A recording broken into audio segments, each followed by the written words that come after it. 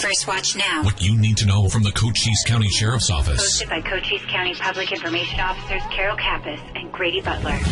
First Watch on 92.3 KWCD. And it's brought to you by Sulphur Springs Valley Electric Cooperative, giving you an inside look into your Sheriff's Office. I'm Grady Butler, and with me is Carol Kappas, Public Information Officer with the Sheriff's Office, and Sheriff Mark Daniels. Good morning. Good morning, Cochise County. Hello, everybody, and we're back. We're back. Are you rested? We all should be rested, and you all listening to us to say, oh no, there goes my music. You should be rested. You had last Friday off without us. Now we're back in your car, and you're probably going, kids, we'll switch the channel.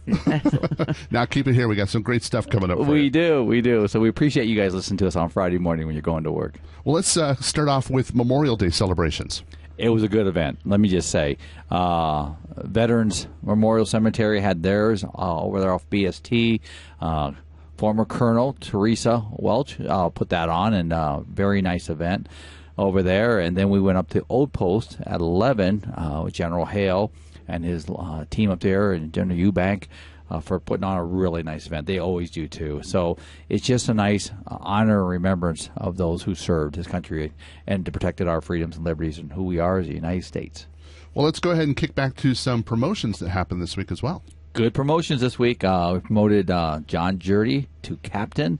He'll be overseeing the DEMA grants, all the money we brought in over the last few years. In fact, last year was $37 million alone. So having a grants coordinator, special projects, is very important to us for all the right reasons, to be good stewards of that money. He filled Randy Wilson's spot when Randy retired here about a month ago. So John's in that position. And then we had Ryan Olmstead.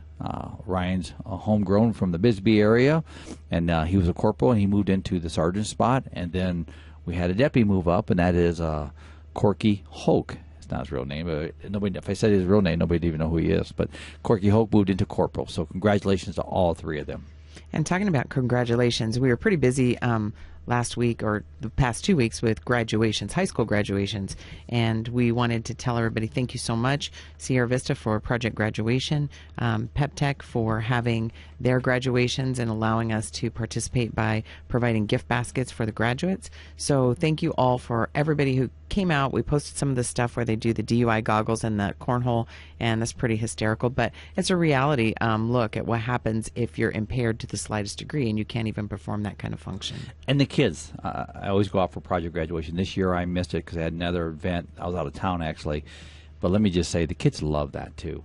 And I'd rather have them experiencing and laughing about what it's all about, because they enjoy it. But the reality behind it is very serious with us, too, and with them. They understand. Then out, not at Project Graduation, which is a safe venue, but out in a canyon drinking or doing something like that. So thanks to my team of deputies and detention officers and staff that went out and spent the night with Buena High School graduates that night. It worked out really nice.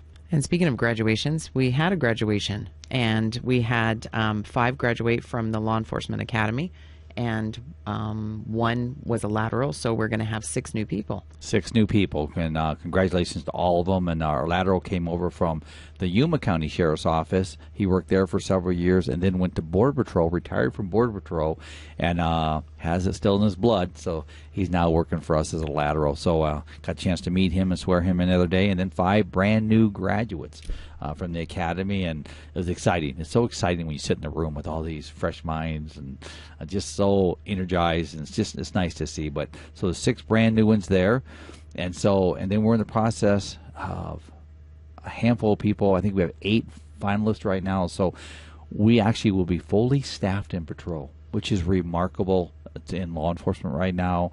In fact, we'll have extra positions, so we got to decide. We're just talking about yesterday, do we overfill? So that's something we're looking to do, because I know we have a retirement coming up here this summer with one of our guys. So it's just nice to be in that position. And we're in that position because the men and women that work at the Sheriff's Office, all of them at every level, that are out there every day, most of them are homegrowns, which means this is their home, this is where they grew up, and this is who we're hiring. So they want to stay here. So thank you to all the men and women at the Sheriff's Office and the community that supports us. And we also had a graduation in our detention CODA, which is Correctional Officer Training Academy, this week too, and that was Officer Daniel Shippa.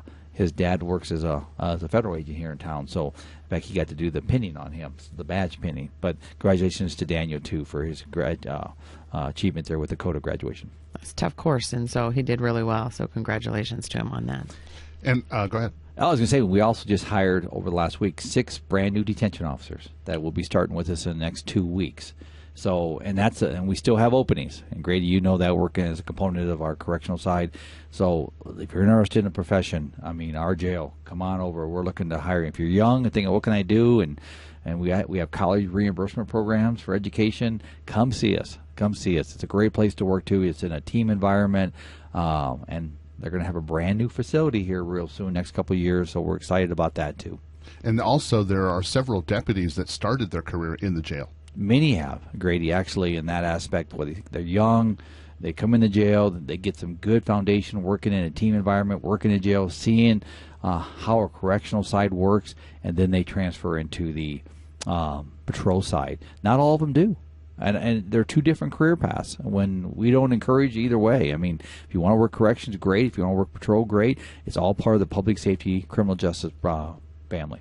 And keeping with graduations, we've also got one of our commanders graduating soon. We do. Commander Bob Watkins has been gone for the last 10 weeks, I believe it is, to Northwestern University. They actually brought their executive management course to Arizona.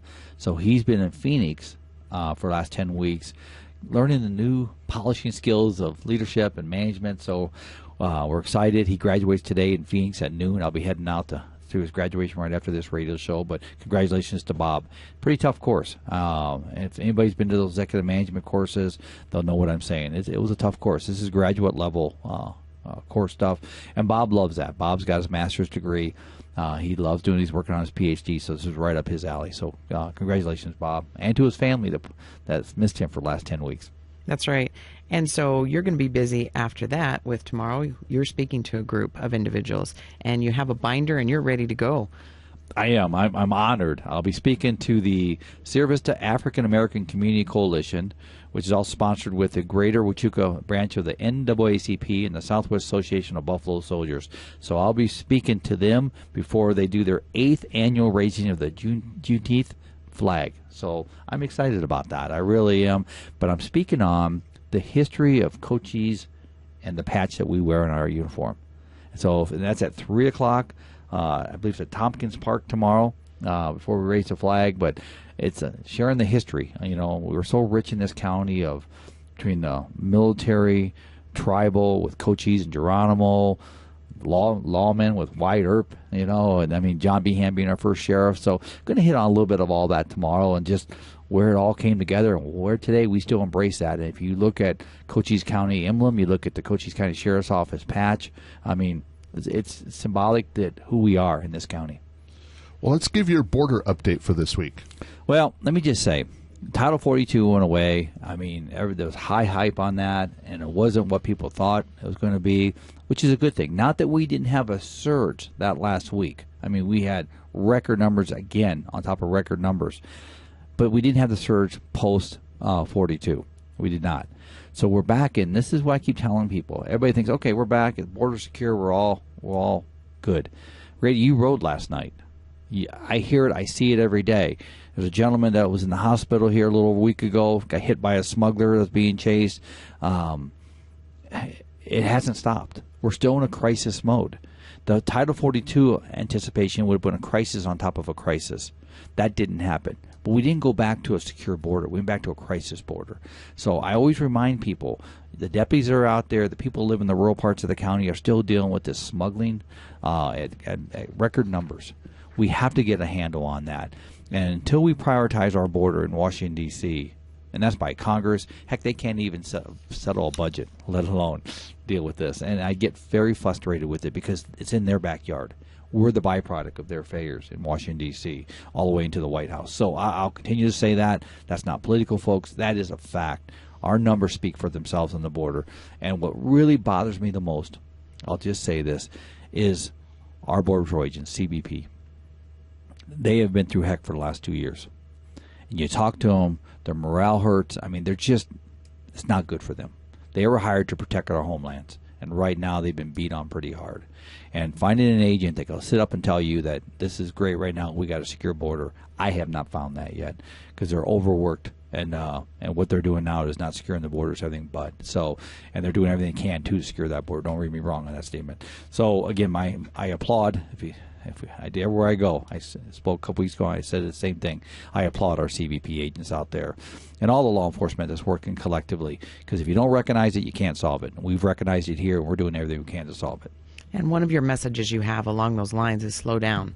You know, you have a lot of things going on, and you need to make sure that you're constantly driving defensively. And it's unfortunate, but you have to do that. You should have a level of awareness when you're driving anyway, but you need to make sure that you slow down because there's entirely too many things going on right now. There is, and we had a very bad accident yesterday. It was a fatality on South 92 that, Service PD, the troopers, the sheriff's office, were there managing this accident, and one person was flown out. One person, again, perished as a result of the collision. Those are bad things. We're a small community, and when we have those, that's an impact to all of us. And slow down, folks. We're all in a hurry. I get it, but we got to slow down, take a breath. I mean, you got to obey the traffic laws.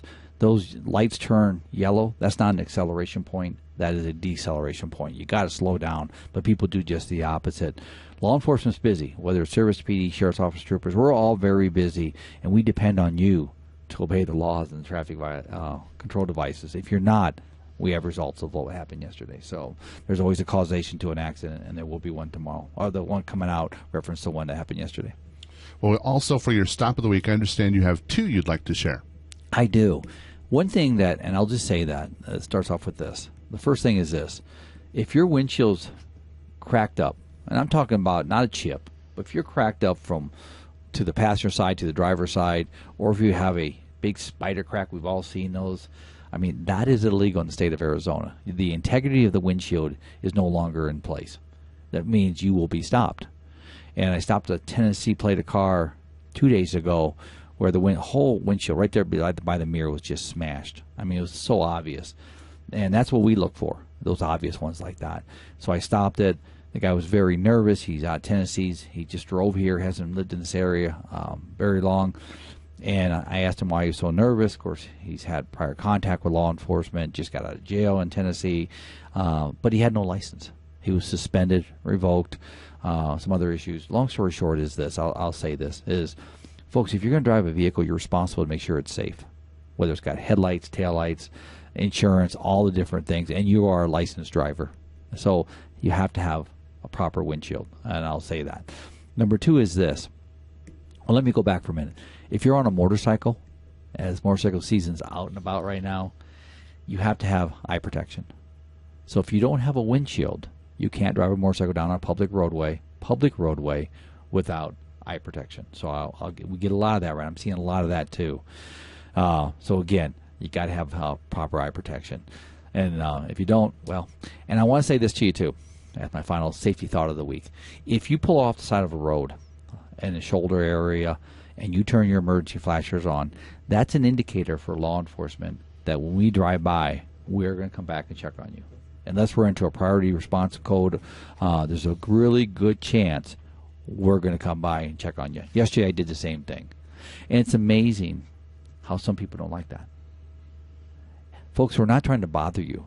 We had two cars pull off the road yesterday. A female was out on the cell phone. A gentleman was out next to her.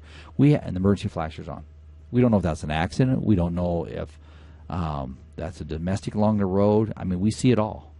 And when I pulled in there, her card broke down, and the individuals were helping her.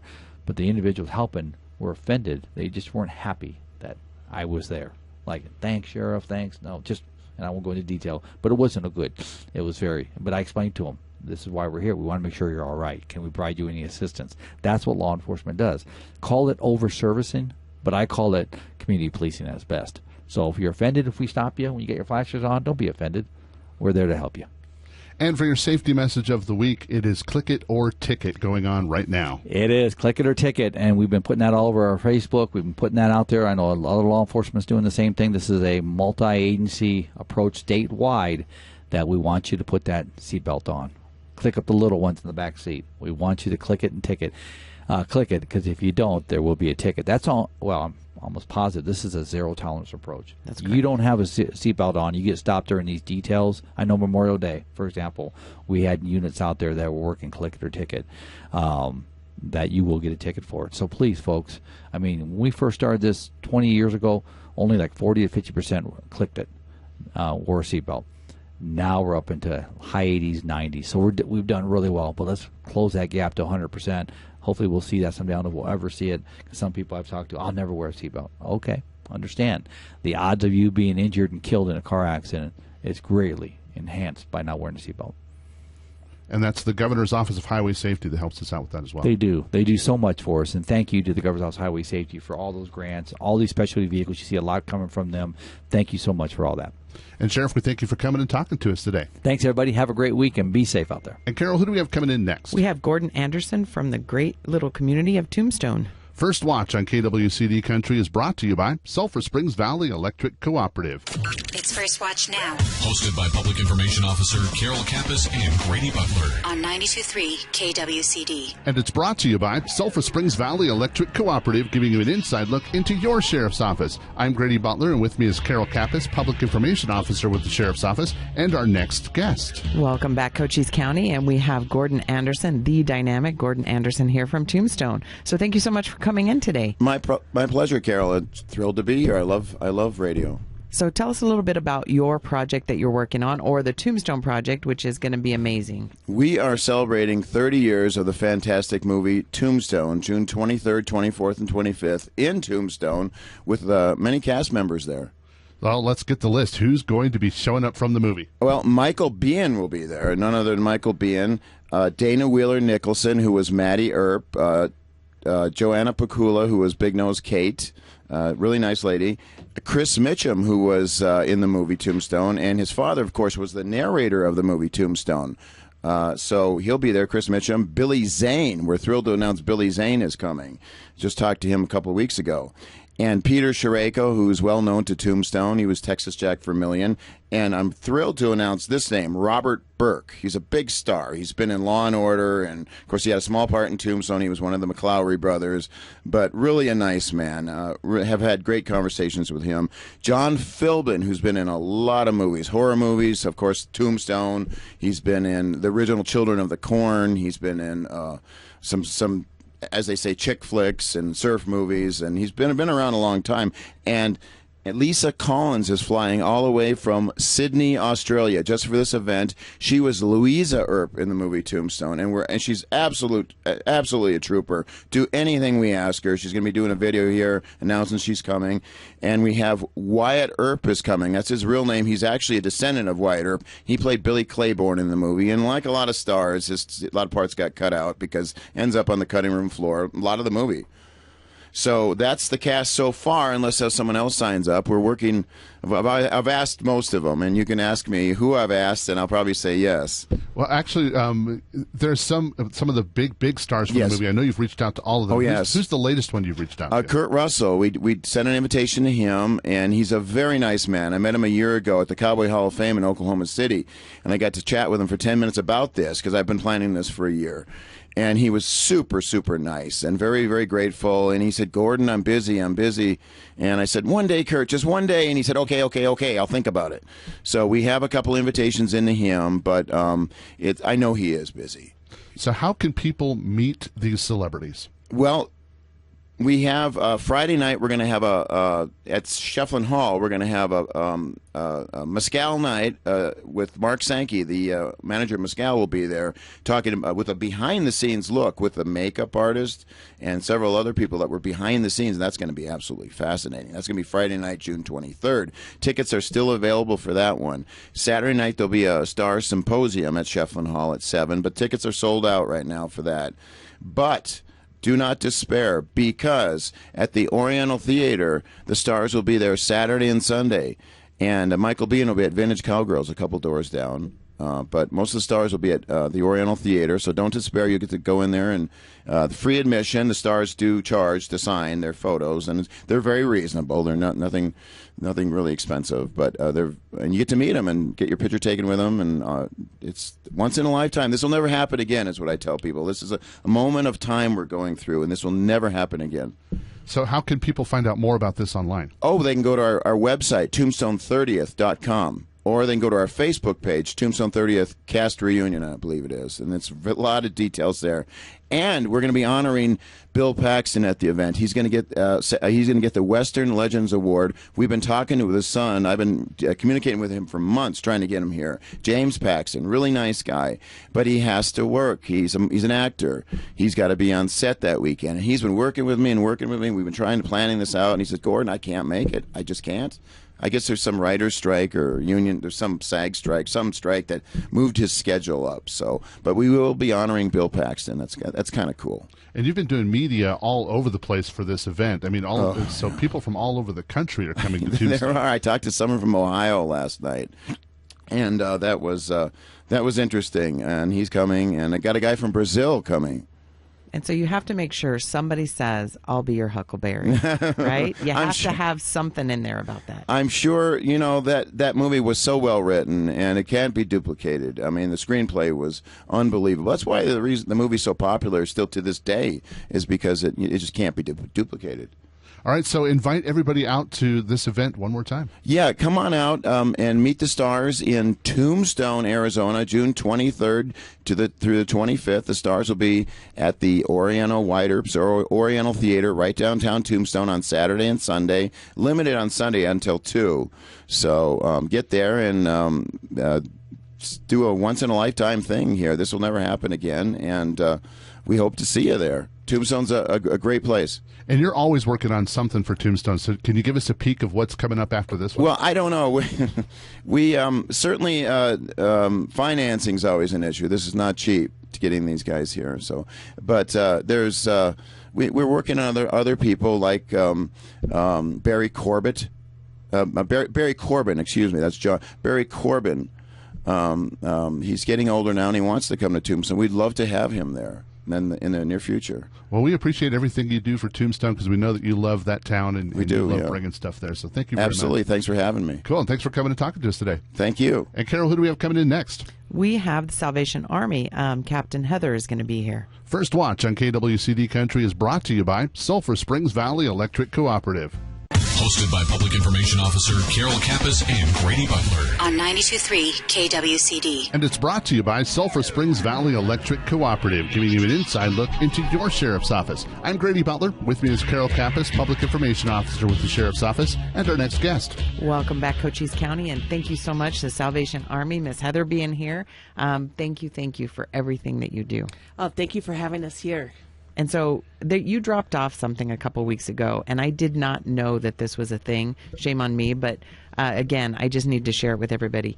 I'm going to kick this off with this. There's a just big old bin that we get to our jail, and what's in that is little bags, like little backpack bags. And tell us what the contents are of that bag and what the purpose is. So we were super blessed with APS and received a heat relief grant, and one of the things that we talked about with our core council as well as our advisory that we really the jail's pretty far from Sierra Vista or from the surrounding thing, and there's no transportation, and so we're like, hey, these heat relief bags for our friends that have got themselves in some trouble and are being released. Well, this helps them. It's got sunscreen in it. It's got chapstick in it. It's got a cool little water bottle that clips to their belt that they can refill with water. It's reusable, and a hat, and yeah, so it can help on that little transport coming down. And I've come across 2 people actually walking from Bisbee to Sierra Vista, and that was before I knew that this was a thing.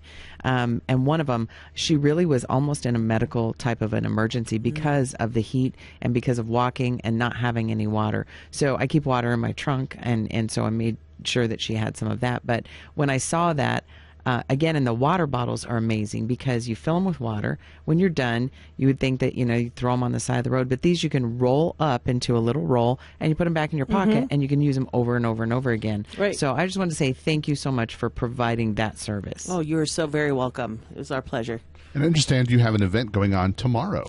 We do. So our men's ministry is doing a fundraiser, and they're having a car wash in the Safeway parking lot right by Carl's Jr. And we have some friends coming from the fort that are going to come and help volunteer. And so our pantry is completely empty. We our numbers due to the fact that the prices as well as food stamps being cut and a lot of people also being cut from access. We've got a lot of new people coming in for assistance, and so our pantry is quite depleted, which is actually going all the way across Cochise County. And so our men's ministry is going to is asking for bring a bag full of non-perishables and you'll get a car wash, or give a cash donation, whatever you can do. But I think they're asking for $10 for the cash donation, and they're going to clean your car. And you can't beat that because a hand wash is always so much better. Oh, yeah. And plus you're helping the community. Right. And so tell us a little bit about the newest project you have for Cochise County Food Drive. It's just throughout Cochise County, and when you start talking, then I'm going to jump in there. So okay, what have we got? All right. So about a year ago, food insecurity has been going on for quite a while here, and we have a lot of friends that live here that are in need. And Legacy Foundation had reached out to us as well as other food banks. And so what are your biggest needs right now? And again, it wasn't as desperate as it is now, but it's food in our pantry. And so they hired somebody to go around to all of the food banks here in Cochise County, because pantries and banks. We wanted to get a whole food bank here, like the community food bank, because that's our supporter. We weren't able to do that. So this was our next best thing. Let's do a countywide. Let's work collaboratively. Let's work together. Let's work as a team, because it takes an entire community, it takes an entire village to help people that are in need. And so what are the dates that you're focusing on for this month for this Cochise County Community Food Drive? So, I'm going to rewind a little. So what we have now is called Cochise County Food Network, and we've been meeting for months, and then this is going to be the Cochise County Food Drive. So it's going to be on June 18th through the 25th. We're doing 2 Sundays because we're hoping that we get a lot of churches that promote and ask their congregations to please bring whatever they can or purchase whatever they can. And so we have 2 Sundays to be able to do that, as well as we've asked quite a few businesses, and we've put it out on Facebook, and service clubs and government agencies. Thank you. Cochise County Sheriff's Department is going to help us, as well as we have the city. We have Canyon Vista Hospital. We have SSVEC, Toyota, Safeway, Fry's. We're waiting still on Walmart, but hopefully we'll be able to have Walmart, Landmark. I'm probably leaving out a few, but Chiricahua, all across the county, as well as Copper Queen, all across the county. And we're just really hoping that this is going to, first off, bring the whole community together, that they're all helping each other. And that we can help with this food insecurity. And so we're going to have boxes at the sheriff's office specifically in all of our locations. I just talked to somebody yesterday about even putting them, in our Douglas office, Wilcox office. So we're going to have boxes. And so this is where we're going to jump in here. I'm thinking that we're going to challenge the Sierra Vista Police Department, Bisbee Police Department, Benson, Wilcox, and Douglas. Just let's see where we're at, see how much food we can get for these food banks. And I'm thinking the sheriff's office is going to win this one. So the gauntlet has been thrown. Amazing. So so part of what we're really encouraging, like businesses and whatnot, like even businesses that only have, say, 3 to 5 employees. Well, you could still have a box and still participate. Make make a competition, like you just said, or if you have a big business, make a competition, for your employees, not as much for people, or some may say, oh, we don't have a lot of traffic. Well, that's okay. Encourage your employees, have it a team building or have, just to encourage to help out the community. Because I think all of us could go through our pantries and pull out a whole bag full and it not really, not a lot, but enough of us to where we can help with this food insecurity here in Cochise County. That's a good way to do some spring cleaning for your cabinets. Just make sure you don't have near expiration or expired food, because that's just not right. But just make sure that, somebody's got to have 16 cans of beets somewhere that they don't need. Or garbanzo beans, or right? Garbanzo beans. But we don't really want all beets and garbanzo beans, but we get it. Right. Well, you have creative people. They can do something. Absolutely. You can have my peas. I hate peas. Really? See, you don't always want to go and give like the pumpkin filler. I mean, you want real live food in these. That's what you're really looking for. Yeah, or yams. Maybe around Thanksgiving, but yeah. Check out your sales, and I know that it's difficult in these times with the way that prices are. I just went to the grocery store yesterday. Believe me, I got sticker shock. But check out some of the sales. And if you're going to buy something, just maybe think about just a couple extra cans of whatever it is. And think about, taking some time to drop that off at a multitude of locations. And just know that the sheriff's office is going to have boxes in each one of their locations that you can go ahead and drop that food off at. And if you're not sure of where or whatnot, multiple of our Facebooks and websites have a QR code, which when you click the QR code, also the website, when you go there, it's going to give an entire list of all everyone that's participating in drop-off zones and everything. And if you wonder, drop it off at Salvation Army. We will have bins out as well right up at the front. That's not part of our pantry, but part of this food drive. Good. So remind everybody how to get a hold of you, where you're located, Facebook, web pages, all of that. Okay, great. So on our so we have a QR code as well as on our Facebook. We did an interview with Legacy Foundation yesterday with Becky Smith and or call Salvation Army 520-459-8411. You can ask for myself, Captain Heather Bays, or Mary Mueller.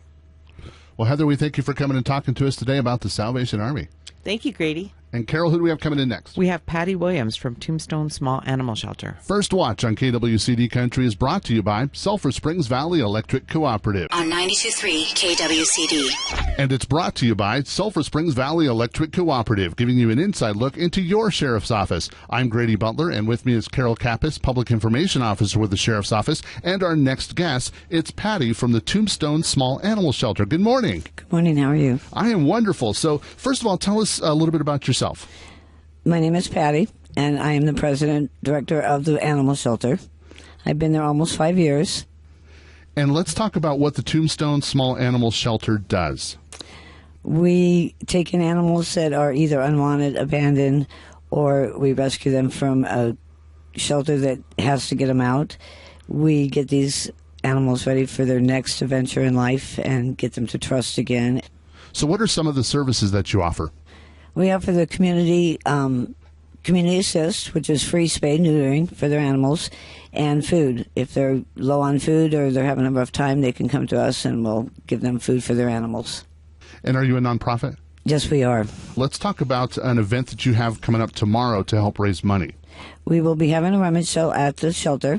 It will start at 9 o'clock in the morning and will go on until we're all just beat and it's time to end the day. And so a rummage sale is going to have all the usuals? It's going to have toys, appliances, antiques. It's going to have all kinds of stuff, and it will be ready at 9 o'clock. And there's a lot of people in our community that love animals and love to help organizations like yours. So what can the community do for the Tombstone Small Animal Shelter? Right now we're in great need of volunteers. We need them for socializing with the new kittens, walking the dogs, cleaning kennels, doing laundry. If you have an hour a week, it would be grateful for you to come on in and see us. So how can they get a hold of you if they want to help and volunteer? They can contact the shelter at 520-457-2555. 2545, or they can contact me on my phone number, which is 913-375-4208. And do you guys take monetary donations as well? Yes, we do. All right, so you can help out by volunteering or donating money. So do you have any other way to contact the Tombstone Small Animal Shelter? We have a Facebook page. We have a website, TSAS Animal Shelter. You can get both of them that way. All right, Patty, we thank you for coming and talking to us today about the Tombstone Small Animal Shelter. You're welcome. Thank you for having me. First Watch on KWCD Country is brought to you by Sulphur Springs Valley Electric Cooperative. You've been listening to First Watch with the Cochise County Sheriff's Office. Hosted by Cochise County Public Information Officers Carol Kappas and Grady Butler. Join us again next Friday morning, 7 to 8 a.m. First Watch. What you need to know from the Cochise County Sheriff's Office. Only on 92.3